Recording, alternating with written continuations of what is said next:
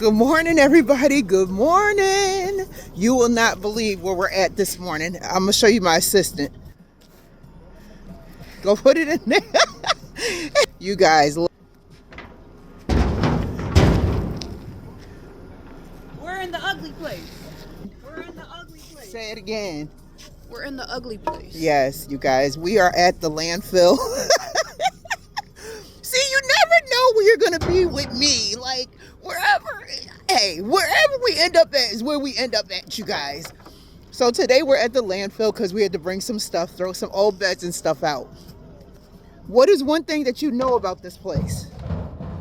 What is one thing you know about this place? Everything here once had value. Okay, you guys, how was your week? How was your week before I get into this message? How was your week this week, you guys? All right. I had an amazing week, a good week, a productive week, and a week of going through that storage unit. Remember months ago, I showed y'all the storage unit and said people just put stuff in their storage unit and leave it there? Yeah, we're not doing that. So we throwing out some old stuff. So I have a question for you. Okay. It goes with this place that we're in. Are you content? Even with all this trash and all this stuff around you, and some of our lives do look like mess all around, are you content? Let me tell you what content means. It means to be satisfied with what one has, not wanting anything more or anything else. You are at inner peace with your situation. That's content. To be satisfied with what one has, not wanting anything more or anything else. Are you content? Do you have inner peace where you're at right now in life? There's a person in the Bible, his name is Paul, and he is one that, Lord, the birds out here, he is one that was content in whatsoever state he was in.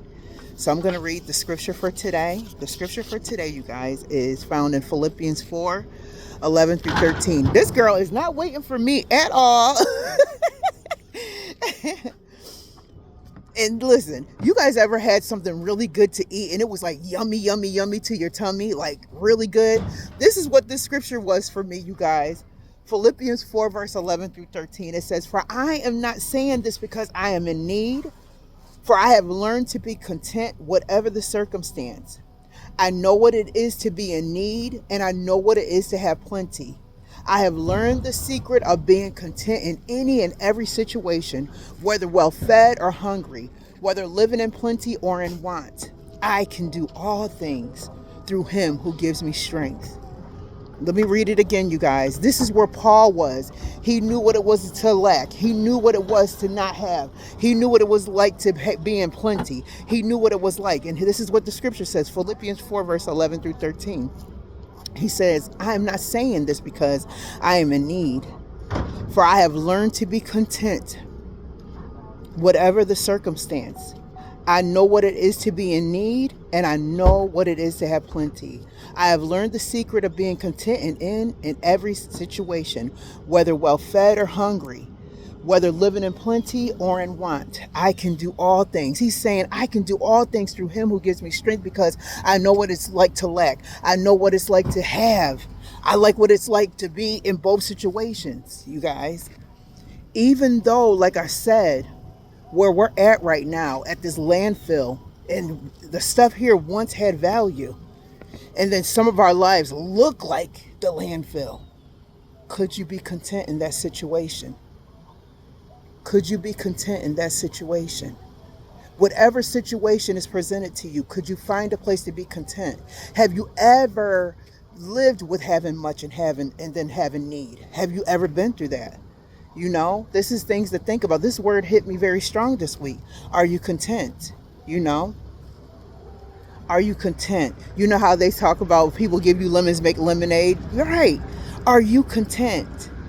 Are you content where you're at? And if you're not content where you're at, what can you do to become content, you guys? What can you do to become content? As I'm closing, this thought came to me, the Serenity's Prayer. And I want to read this real quick.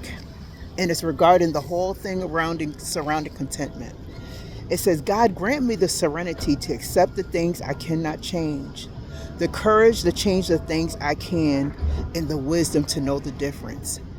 I used to look at that thing. My mom had this thing hanging up in the bathroom, this serenity prayer. She had it hanging up in the bathroom. I'm like, what in the world does that mean? Now I know, right?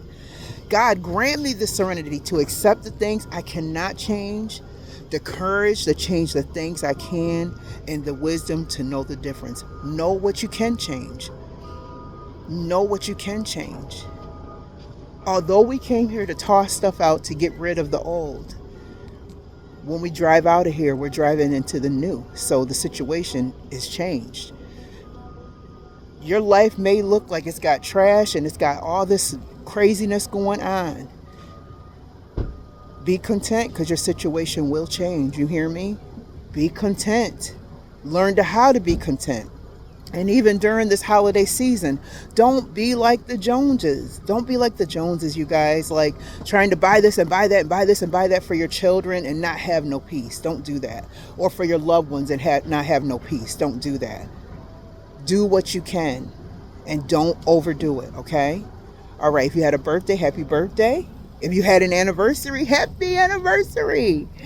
And if you're celebrating sobriety, congratulations. You have done an amazing job. Keep going. All right, you guys, God bless and have a great day.